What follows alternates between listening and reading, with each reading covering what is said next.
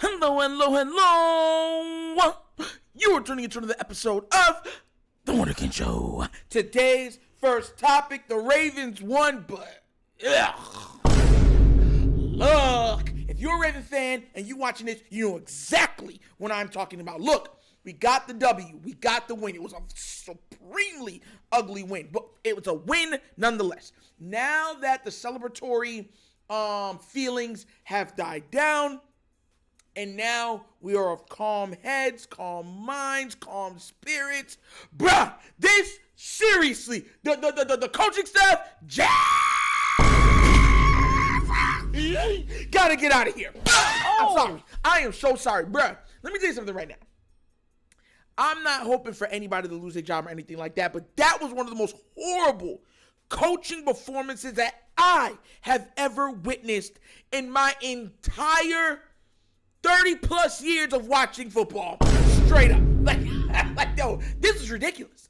Ridiculous. Let me tell you something right now. Let me tell you some of the things that irked me, right? And let this team, even being the where they were, feel like they could let their foot off on the gas and be cute and pretty when they're only up by 7. Let me tell you something, right? Okay, so let's dumpster dive into one of them. Why was Justice Hill in the game on short yardage gains? Why? Let me tell you something right now.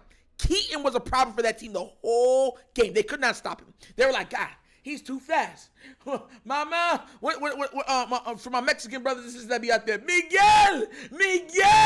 That's what they were screaming out every time he got the ball. Then you take him out. It's like, okay, we took him out. No problem. Gus is coming in. Short yardage, ram it in.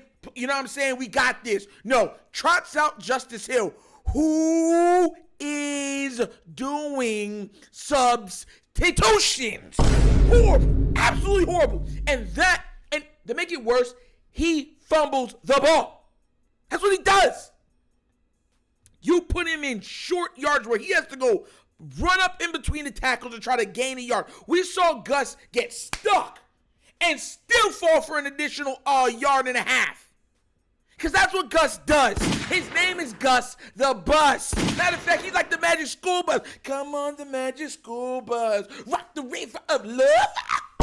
But no, you want to put in Justice. Okay, that's my first irk. That really irked me. That really bothered me. That kind of, messed with my spirit somewhat to say. Other thing that bothered me. Harbaugh. Hey, is this thing on? I'm just making sure. I'm just clicking to make sure. I'm talking to you. How on God's green earth do you witness? Because I know you see it. How does the people you hired witness? Because I know they seen it. Not one, but two bad spots. And y'all don't challenge not one of them. Oh my God. And you knew. And it's the people that was doing it. Those are for the people that you hired. How? How does that go unchecked? And you happily hurry up and get on the ball to try to go gain the extra, like, whatever, we'll get it. It's no big deal. Bro, that's hubris. That's hubris. That's what that is. We'll be fine. We got Lamar. We'll be fine. And in those positions, you didn't even put Gus in those games. I'm lying. The one time that you go for it, you take Lamar Jackson out of the play.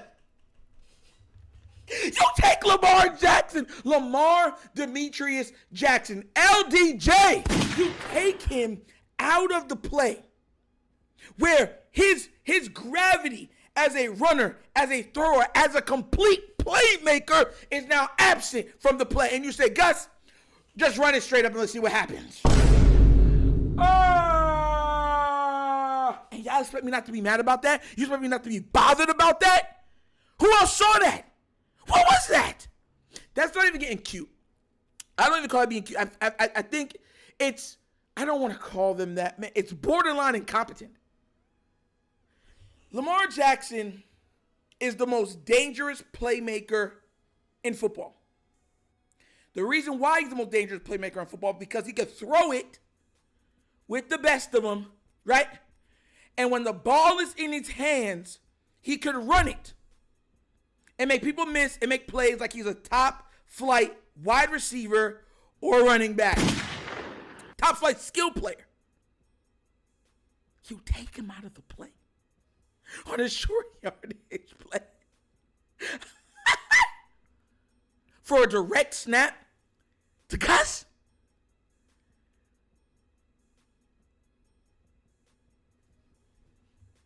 For real? Up! Wake up! Bro, if I had that meme, I'd put it on here. Wake up! Wake up! Wake up! Oh. You gotta, bro, like that is egregious in and within itself, right?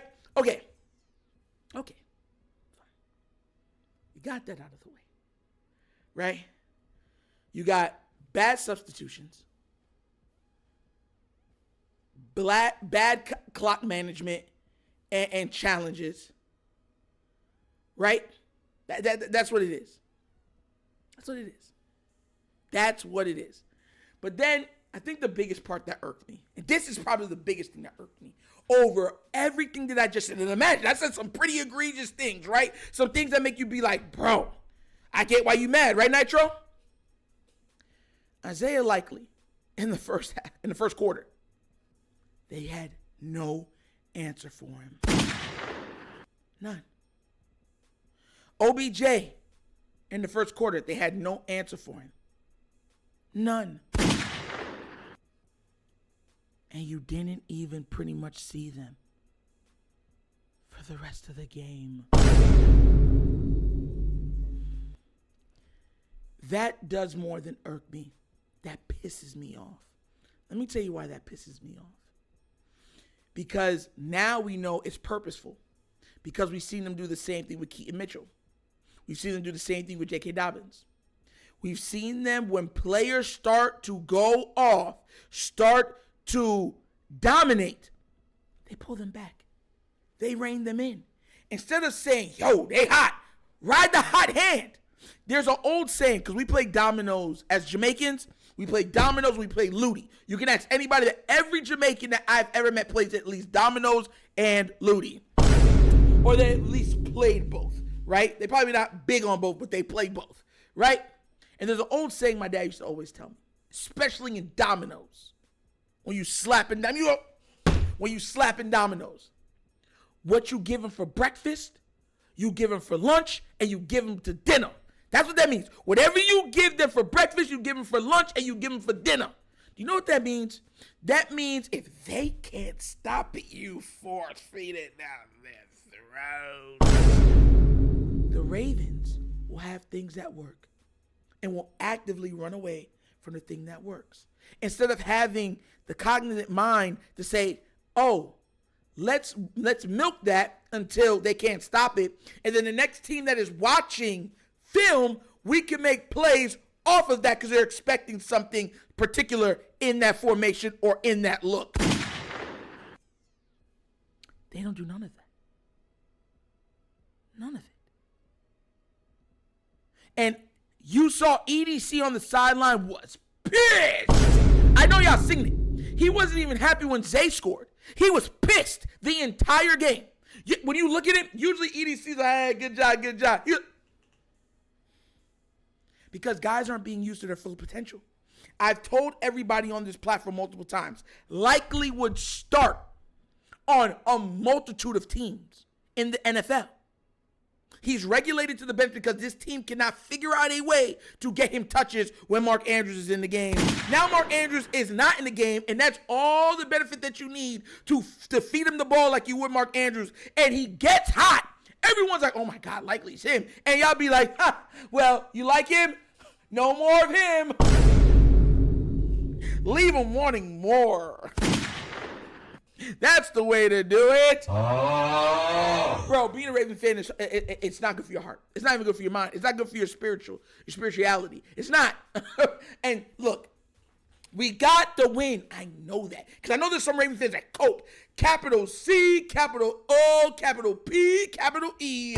They cope in crazy ways, man. They be like, oh, you guys think everything's supposed to be perfect. No. It's not what we're saying. It's not. What we are saying is that you can only control what you can control. And the things that you're controlling, you're not controlling very well. That's a fact. That's a fact. We all thought Harbaugh was going to challenge the spot. This man challenged if it was a forward pass. And I'm sitting there like, bro, this man is not serious. He's not really that serious. But he was dead serious. So, look, the Ravens win. We got the dub. We go into the bye week, get some rest, some rest, reprieve from football, to relax, to get in shape, get healed up, all those things. But this should scare every Raven flock member, because all of the things that we are seeing that we have problems with offensively, we strictly, predominantly, wholeheartedly placed it at the foot of Greg Roman. And he's no longer there. No matter how many people in the booth reminds us of him, he's not there. And I'm going to say this too before I end the episode. I'm not the only one that noticed, but did everybody else notice that Harbaugh was calling plays? He was signaling plays? Because I did. I called it a week. I'm like, yo, is Harbaugh calling plays? Because I'm seeing this man calling plays. Is it not just me? And then today, the camera was zoomed in on him calling plays, looking at the play sheet, calling in plays through the headset. So it was looking like Harbaugh was calling a play or talking directly to Monken, right? Show you the big circle of life. Harbaugh was talking to Monken. Monken was talking to Lamar. Lamar was talking to everybody else.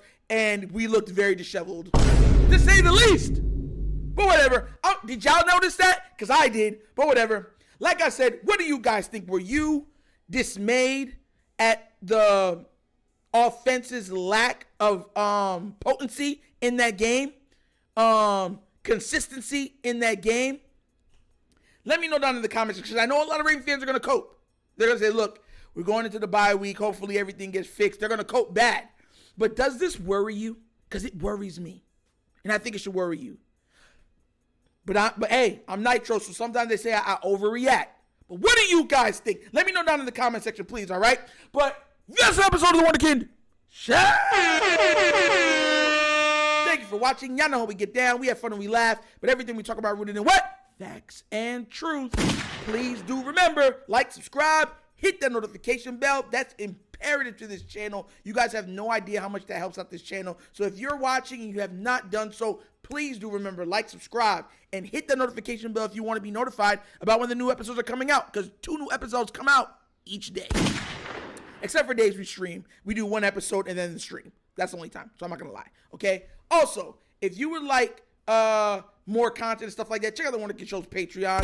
Yes, 3 tiers of content goodness waiting for your consumption. Give it a look, give it a try. Let me know what you think, all right? That's in the description, like I said. And if you would like to donate to this channel, help it grow, help out with equipment. That's how we've bought all the equipment on this channel, pretty much 95% of it. Bottom of the screen is a QR code. QR code's to a Cash App. Cash App located in the description of every video that we do. And the name of it is The Wonder Kid Show. Super easy. But once again, this is The Wonder Kid Show. This host Nitro signing off. And as always, you know my slogan. Peace. And I am out of here. Yerp.